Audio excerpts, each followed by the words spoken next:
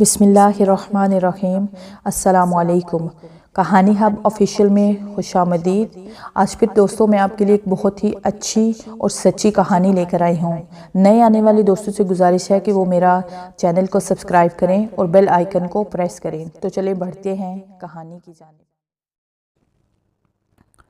पूनम अपने माता पिता के साथ गुलदेवी के मंदिर में पूजा के लिए आई हुई थी। मंदिर का पंडित पूनम को बहुत देर से देख रहा था। पूनम भी पंडित को देखकर नोट कर रही थी। पूनम दिल में सोचने लगी कि पंडित इस तरह मुझे क्यों घूर रहा है। पूनम से रहा न गया तो पूनम ने बिलाखिर अपने दिल में फैसला कर लिया कि वो पंडित से ज़रूर पूछेगी कि वो मुझे क्यों घूर रहा है। पूनम ने मौका देकर पंडित से पूछा, आप मुझे क्यों देख रहे हो? पंडित बोला, बेटा कुछ नहीं, मैं तो ये देख रहा था कि तुम देवी की कितनी बड़ी मानने वाली हो। अच्छा? पूनम फिक्रमंदाना अंदाज में मुस्कुराने लगी तो पंडित ने अपनी बंद मुट्ठी पूनम की तरफ बढ़ाते हुए कहा, बेटी ये रख लो, तुम्हारी रक्षा करेगा। पूनम ने जब ऐसे देखा तो वो तो स्याह बिच्छू था जो बहुत छोटा था और पत्थर का बना हुआ था। पूनम बिच्छू को गौर से देखने लगी कि ये बिच्छू मेरी रक्षा करेगा। पूनम ने यहाँ वहाँ देखा तो उसको अपने कपड़ों से बड़ा संदूक नजर आया। पूनम ने संदूक खोला और बिच्छू को उसमें फेंक दिया। ये कहकर कि पंडित ने मेरे साथ खूब मजाक किया है, और फिर पूनम ने संदूक बंद कर दिया। एक महीना बीत गया। पूनम संदूक में बिच्छू रखकर भूल गई। पूनम को किसी शादी में जाना था।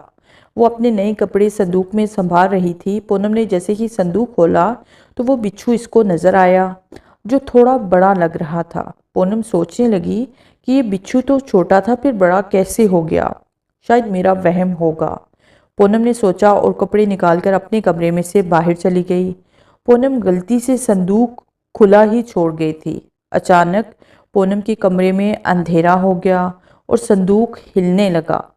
संदूक से किसी जानवर के दो डंग बाहर नजर आए। फिर संदूक से एक बहुत बड़ा बिच्छू निकला और चारपाई के नीचे चला गया। पूनम अपने कमरे में आई। वो बहुत खूबसूरत लग रही थी।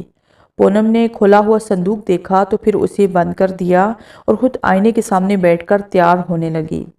बिच्छू चारपाई के नीचे से पूनम को हसरत भरी नजरों से देख रहा था। पूनम कोई गाना गुनगुना रही थी और अपनी जुल्फों को संवार रही थी।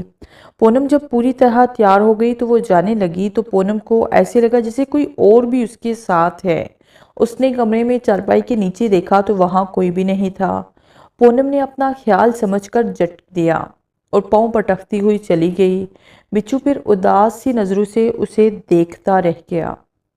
आज तो लगता है जैसे परिस्तान की पड़ी उतर आई हो। पूनम की दोस्त ने पूनम को देखते ही उसकी तारीफ करते हुए कहा। वो अपनी दोस्त की शादी में थी और शादी एंजॉय कर रही थी, पर पूनम को नहीं पता था कि उसे कोई देख रहा है।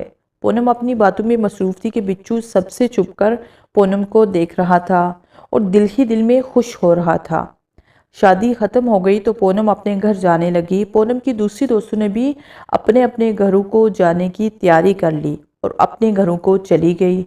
पूनम का घर थोड़ा ही दूर था, इसलिए पूनम अकेली ही रह गई थी और रात के अंधेरे में अपने गांव की तरफ जा रही थी।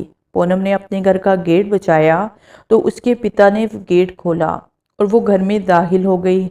रामलाल ने जैसे ही पीछे देखा तो उसकी चीख निकल गई। वो चिल्ला के बोला, पूनम तेरे पीछे इतना बड़ा स्याह बिच्छू। पूनम ने बिच्छू का नाम सुनते ही पीछे मुड़कर देखा तो वो भी खौफजदा हो गई और पीछे हट गई। रामलाल ने कुल्हाड़ी उठाई और बिच्छू पर वार करने लगा। बिच्छू हर वार से बच जाता। रामलाल और उसकी पत्नी दोनों ने बिच्छू को घेर लिया था। पूनम खड़ी रो रही थी। बहुत देर हो गई तो बिच्छू ने अपने अगले डंग उठाए और रामलाल के गले में गाड़ दिए और जहर उगल दिया। रामलाल ने चीख मारी और बेजान हो गया। बिच्छू की आंखें लाल सुर्ख हो रही थी और वो गुस्से से रामलाल की पत्नी की तरफ बढ़ रहा था। पूनम बेटी तुम भाग जाओ, पूनम भाग जा, पूनम की माँ पूनम को कह रही थी, पर पूनम खड़ी रो रही थी और कह रही थी, मैं नहीं जाऊंगी आपको छोड़कर।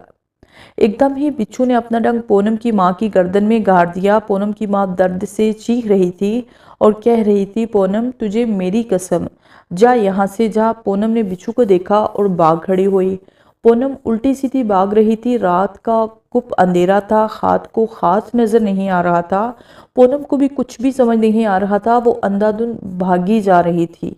भागते भागते पूनम किसी चीज से टकराई और लड़खड़ाती हुई गिर गई। गिरने के साथ ही पूनम को चक्कर आने लगे और वो बेहोश हो गई। पूनम की जब आंख खुली तो सूरज सर पर खड़ा था।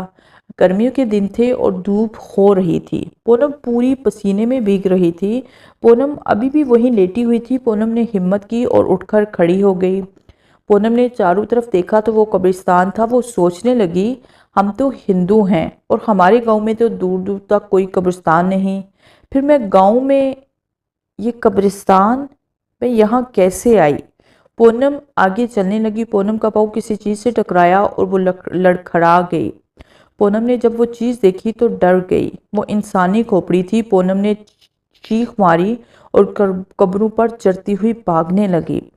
पूनम थक हार कर एक दरख्त के नीचे बैठ गई। कब्रिस्तान बहुत ही बड़ा था, खत्म होने का नाम ही नहीं ले रहा था। पूनम दरख्त के नीचे बैठी रो रही थी कि इसको सामने से कोई स्याह चीज अपनी तरफ आती हुई दिखाई दी। जब वो स्याह चीज थोड़ी करीब आ गई तो पूनम डर के मारे भागने लगी। भागते भागते पूनम पीछे मुड़कर भी देखती रही। वो बिच्छू अब भी पूनम के पीछे आ रहा था। पूनम ने जब देखा कि बिच्छू उसके पीछे नहीं है तो पूनम रुक गई और घुटनों के बल बैठकर रोने लगी। पूनम अभी चुप्पी नहीं हुई थी कि उसको फिर वहीं बिच्छू नजर आया। पूनम बिच्छू को देखकर फिर भागने लगी। बिच्छू चला गया तो पूनम फिर रुक गई। भूख और प्यास से उसका बुरा हाल हो गया था। प्यास से उसका हलक खुश्क हो चुका था। पूनम फिर बहुत बुरी तरह गिर गई। थोड़ी देर बाद पूनम को वही बिच्छू नजर आया तो पूनम ने सोचा, मौत तो मेरी अब हर हाल में है, चाहे ये बिच्छू मुझे खा जाए या फिर मैं भूख प्यास से मर जाऊंगी। भागने का कोई फायदा नहीं है, इससे तो अच्छा है कि वो बिच्छू मुझे खा जाए। पूनम ने सोचा और बिच्छू को देखने लगी। लम्हा ब लम्हा बिच्छू पूनम के करीब आता जा रहा था। वो बहुत बड़ा हो गया था। पूनम बिच्छू को देखकर हैरान हो रही थी। वो इस बिच्छू से भी छोटी हो गई थी। ऐसा लग रहा था जैसे वो उसके सामने एक चूहा हो। बिच्छू पूनम से 4 कदम दूर था। पूनम को अपनी मौत साफ नजर आ रही थी। उसने अपनी आंखें बंद कर ली और बिच्छू के सामने बैठी रही। जब बहुत देर गुजर गई और पूनम को कुछ भी महसूस ना हुआ तो उसने अपनी आंखें खोल दी। सामने बिच्छू बैठा पूनम को बड़ी हसरत से देख रहा था। उस दिन पूनम को बड़ी हैरत हुई कि इसने मुझे क्यों नहीं मारा, शायद इसका पेट बड़ा हुआ होगा। पूनम ने मन ही मन में कहा और बिच्छू को देखने लगी जो बड़ी हसरत से पूनम को देख रहा था। उसकी बड़ी बड़ी आंखों में पूनम के लिए प्यार नजर आ रहा था। बिच्छू बिना हरकत के पूनम के सामने था। 2 घंटे गुजर गए तो पूनम ने सोचा, पागल बिच्छू है जो कब से बैठा है और मुझे भी बैठा कर रखा हुआ है। वो उठकर जाने लगी तो बिच्छू भी उसके पीछे पीछे आने लगा। उसने मुड़कर देखा और वापस बैठ गई। उसे अब बहुत गुस्सा आ रहा था। उसने चीख कर कहा, तुम पागल तो नहीं हो? ना मुझे जाने देते हो और ना मुझे मारते हो। आखिर तुम चाहते क्या हो? तुमने मेरे माता पिता को भी मार दिया है, मुझे भी मार दो। पूनम ये कहते हुए जोर जोर से रोने लगी। रो नहीं, तुम रोती हुई अच्छी नहीं लग रही हो। पूनम को किसी दूसरे की आवाज़ सुनाई दी तो वो इधर उधर देखने लगी, पर वहाँ पर उसके और बिच्छू के अलावा कोई भी नहीं था। वो खौफजदा होने लगी कि इसको बिच्छू की आवाज़ सुनाई दी। मैं यहाँ हूँ। बिच्छू की जुबान से इंसानी आवाज़ सुनकर वो काम कर रह गई और पीछे की तरफ खिसकने लगी। उसकी आवाज़ खलक में फंसकर रह गई। तुम बोलते भी हो? हाँ, मैं बोलता भी हूँ, पर कभी कभी। जब से तुम्हें देखा है मैं तुम्हारा दीवाना हो गया हूँ पूनम। मैं तुम्हें बहुत पसंद करने लगा हूँ। मेरा इरादा था तुम्हें मारने का, पर मैं तुम्हारे हुस्न में इतना खो गया कि तुम्हें मारने का इरादा तर्क कर दिया। तुम्हारे माता पिता को भी मैं मारना नहीं चाहता था, पर हालात ही कुछ ऐसे हो गए थे कि उन्हें मारना पड़ा। बिच्छू बोले जा रहा था और पूनम उसको हैरत से देखे जा रही थी। पर तुम क्यों मारते हो लोगों को? पूनम ने कहा। बिच्छू बोला, मैं पहले यहाँ इस कब्रिस्तान में रहता था और मेरे साथ मेरी महबूबा भी रहती थी। हम बिच्छू की अलग अलग पहचान होती है, हम कई तरह के होते हैं। एक दफ़ा उस तरफ एक पंडित आया और उसने मेरी महबूबा को मार दिया था। मैं उस लड़के के पीछे लग गया। वो लड़का मुझसे डर के मारे भागता रहा। मैं उसके पीछे था और वो पंडित भी हमारे पीछे आ रहा था। मैंने देखा सामने नदी थी। वो लड़का नदी में कूद गया और मैं किनारे में खड़ा था। वो लड़का मुझे मुंह चिराने लगा। मुझे बहुत गुस्सा आया और मैंने अपना डंक नदी के पानी में डाल दिया, जिससे नदी के पानी में जहर फैल गया और वो लड़का वहीं मर गया। मैं बहुत खुश हुआ और वो पंडित मुझे उठाकर मंदिर में ले गया, जबकि मैं कब्रिस्तान का बिच्छू था। पर उस पंडित ने मुझे अपने मंत्र से अपना गुलाम बना लिया और मेरे पर भी काट दिए और मुझसे लोगों को मारने का काम लेने लगा। वो एक नंबर का फ्राडिया है। वो मासूम और भोले वाले लोगों को पंडित बनकर लूटता है। बिच्छू चुप हुआ तो पूनम बोली, पर वो पंडित लोगों को मारता क्यों है? दौलत के लिए। वो पंडित चाहता है कि गांव के सारे लोग मर जाएं और वो पूरे गांव पर अपना कब्जा जमा ले, फिर यहाँ हुकूमत करे और बादशाह बन जाए। फिर दूसरे दूसरे लोग आएँ तो उन्हें भी इसी तरह लूटे। बिच्छू ने तफसील बताते हुए कहा। पूनम समझ गई कि इसके साथ कुछ ऐसा ही होने वाला था। वो बिच्छू से कहने लगी, अच्छा तो ये सब उस पंडित की चाल थी। हाँ, और मैं जब से तुम्हारे घर आया तब से उस पंडित से नहीं मिला और उस पंडित को पता चल गया है कि तुम जिंदा हो और मैं तुम्हें पसंद करने लगा हूँ। अब वो पंडित मेरी जान का दुश्मन बन गया है। वो मुझे मारना चाहता है। नहीं नहीं, मैं तुम्हें कुछ भी नहीं होने दूंगी, पूनम ने कहा। तो बिच्छू बोला, मेरे लिए तुम अपनी जान को खतरे में क्यों डालोगी? वैसे भी मैं तुम्हारे माता पिता का कातिल हूँ। तुमने जानबूझकर उनको नहीं मारा, पूनम ने कहा। तो बिच्छू उसको देखने लगा जैसे उसका शुक्रिया अदा कर रहा हो। तुम रहते कहाँ हो?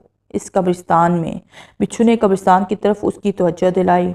तुम इतने बड़े हो, तुम्हें यहाँ कोई देखता नहीं? पूनम ने हैरानगी से पूछा। नहीं, मुझे कोई नहीं देखता क्योंकि मैं आम बिच्छू की तरह छोटा होकर रहता हूँ। अच्छा जी, फिर ठीक है, पूनम ने कहा। तो फिर दोनों मुस्कुराने लगे। पूनम को अब उस बिच्छू से कोई डर नहीं लग रहा था। वो भी बिच्छू को चाहने लगी थी। दोनों कब्रिस्तान में ही रहते थे। जब दोनों को भूख लगती तो बिच्छू करीब के जंगल से पूनम को फल लाकर देता, जिसे वो खा लेती थी। लेकिन वो खुद जानवरों का शिकार करके उनका गोश्त खाता।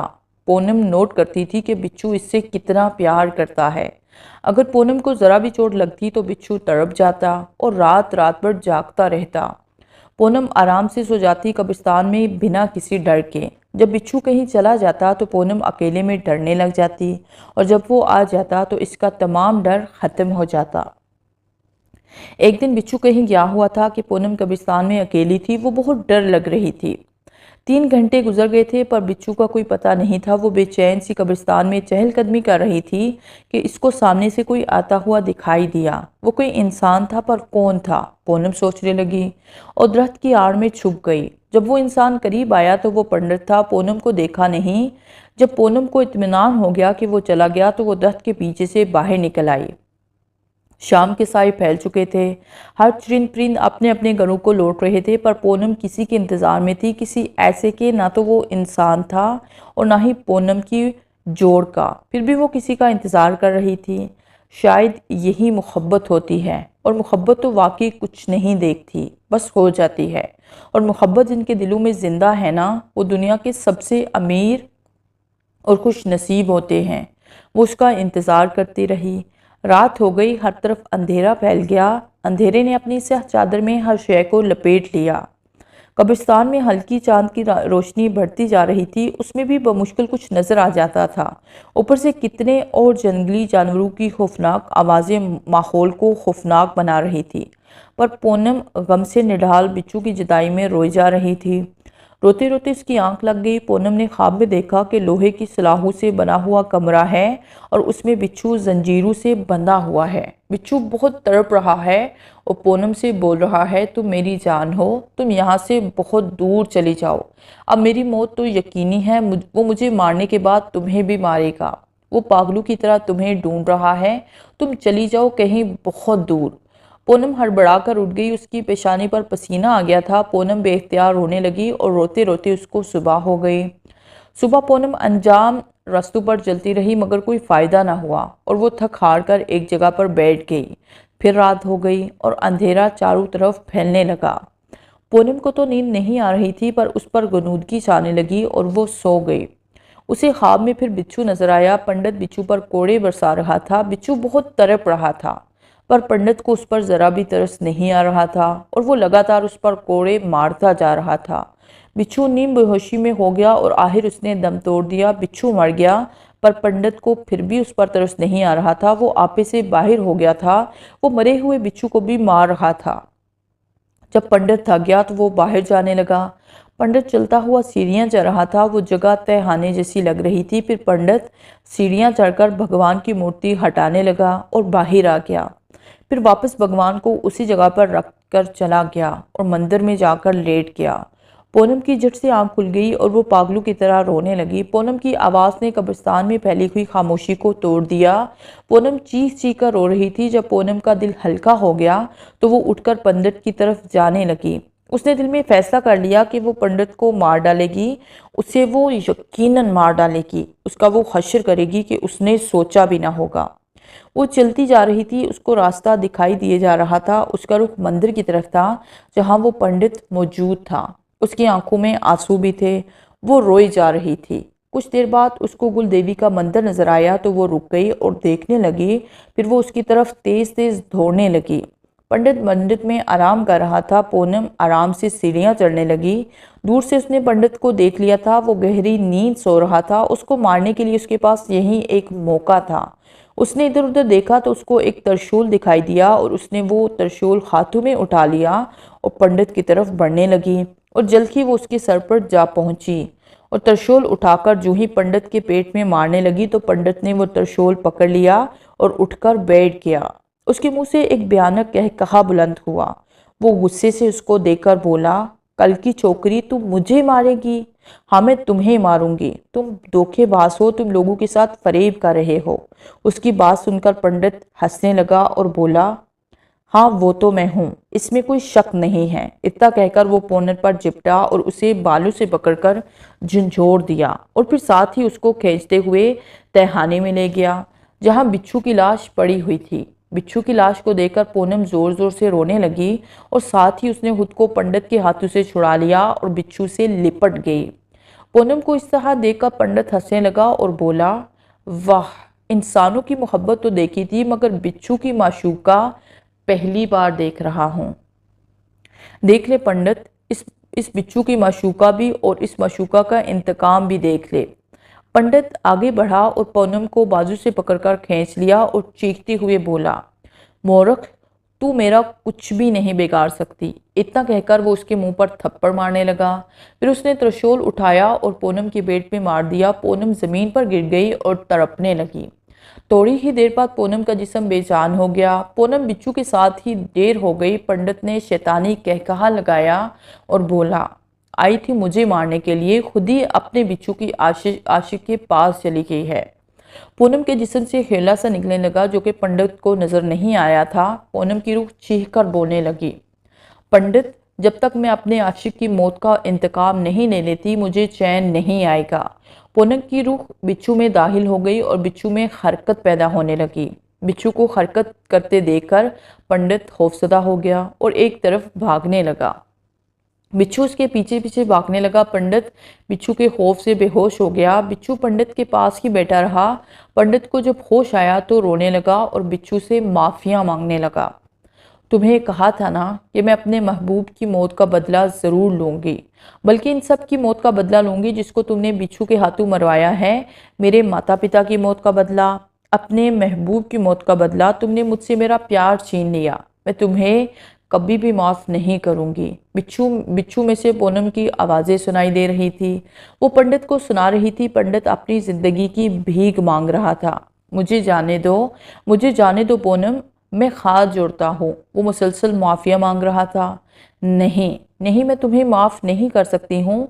आज मेरे हाथों से तुम नहीं बच सकते हो। पूनम गुस्से से बोल रही थी और पंडित उसकी गिरजदार आवाज़ सुनकर कांप रहा था। मुझे माफ़ कर दो भगवान के लिए, मुझे माफ़ कर दो पूनम। हाँ, एक शर्त पर माफ़ कर दूंगी, पूनम ने कहा तो पंडित जल्दी से बोला, हाँ हाँ बताओ, मैं वो करने को लिए तैयार हूँ। तुम गाँव वालों के सामने अपना गुनाह कबूल कर लो। हाँ, मैं गाँव वालों के सामने अपना गुनाह कबूल कर लूँगा। पंडित जल्दी से बोला, चलो मेरे साथ, पूनम ने कहा। हाँ चलो। पंडित जाने के लिए तैयार हो गया और फिर दोनों गाँव की तरफ चल दिए। पूनम छोटा बिच्छू बन गई थी ताकि गांव वाले उससे डर न जाए। पंडित को रोता हुआ देखकर गांव के बहुत सारे लोग उसके इर्द गिर्द जमा होने लगे। वो सोचने लगे कि पंडित को क्या हो गया है, ये क्यों रो रहा है। वो कुछ भी समझ नहीं रहे थे। पंडित बोला, गांव वालों, मुझे माफ़ कर दो। मैं ही वो तुम्हारा गुनहगार हूँ जो लोगों को घरों से गायब कर देता था और तुम्हारे घरों पर अपना कब्जा जमा लेता था। पंडित ने हर वो बात बता दी जो हुई थी। गांव वालों ने जब सब कहानी सुनी तो वो पंडित को पत्थर मारने लगे। पंडित भागने लगा पर सामने स्याह बिच्छू को देखकर वो काम कर रह गया, जो अपने डंक फैलाए हुए उसका इंतजार कर रहा था। पंडित वापस भागने लगा तो लोगों ने फिर से उस पर पत्थर बरसाना शुरू कर दिए। वो वापस भागने लगा तो सामने वही बिच्छू खड़ा था, जो अपने जहरीले डंक लिए खड़ा था। और इस बार बिच्छू ने इसको माफ ना किया और अपना डंक उसकी गर्दन तक ले गया। पंडित के मुंह से एक खौफनाक किस्म की चीख निकली और चंद मिनट तड़पने के बाद वो ढेर हो गया। उसके मरने के बाद बिच्छू बोला, गांव वालों, मुझसे डरो नहीं, मैं पूनम हूँ, राम लाल की बेटी। इस पंडित की वजह से ही मेरी ये हालत हुई है और मैं मर चुकी हूँ। उस पंडित ने मुझे मार दिया है पर मैं अपना इंतकाम लेना चाहती थी, जो कि मैंने इसको मार कर ले लिया है। मुझे तुम्हारी मदद की ज़रूरत है गांव वालों। गांव वालों ने पूनम को हसरत भरी निगाहों से देखा। उसकी बातें सुनकर हैरान भी हो रहे थे और अफसुर्दा भी। तुम हमसे कैसी मदद चाहती हो? एक ने पूछा। मेरी लाश कुल देवी के मंदिर में पड़ी हुई है।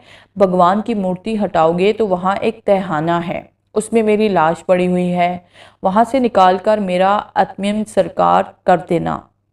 फिर ये बिच्छू इसका भी, क्योंकि मैं नहीं चाहती कि मेरी रूह यहाँ वहाँ भटके। पूनम चुप हो गई तो गांव वालों ने फैसला कर लिया कि पूनम और इस बिच्छू का आत्मीय सरसान करना ही होगा। फिर सब मंदिर में गए और पूनम की लाश को उठाने लगे। वहीं मुर्दा बिच्छू भी था। सबने मिलकर बिच्छू को भी बाहर निकाला और तहखाने के सतूनों को जब लोगों ने देखा, वो सोने और पैसों से भरे हुए थे।